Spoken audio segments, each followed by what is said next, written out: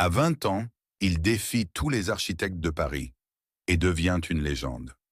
L'histoire du palais Garnier est un récit fascinant qui commence au cœur du Paris du Second Empire, sous le règne de Napoléon III. En 1861, l'empereur lance un concours architectural pour construire un nouvel opéra qui sera le symbole de la grandeur et de la modernité de Paris.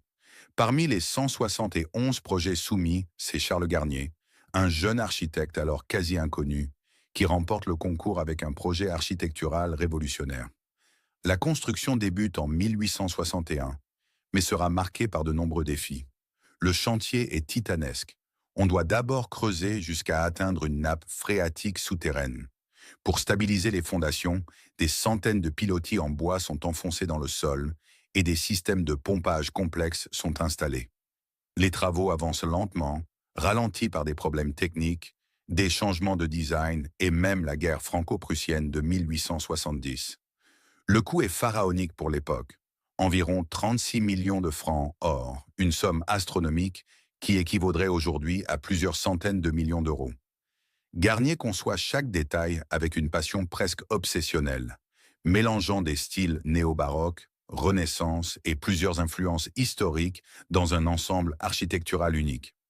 L'intérieur est tout simplement somptueux.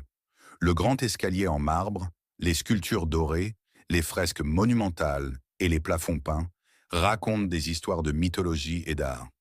Le fameux plafond de la grande salle, peint par Marc Chagall en 1964, sera ajouté bien plus tard, superposant son style moderne aux décorations originales de Garnier.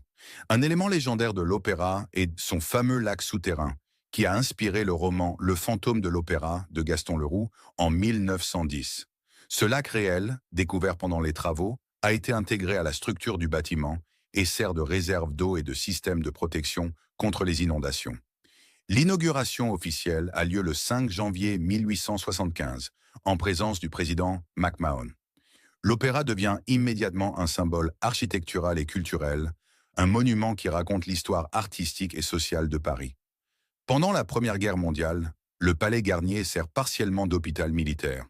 Pendant la Seconde Guerre mondiale, il échappe miraculeusement au bombardement.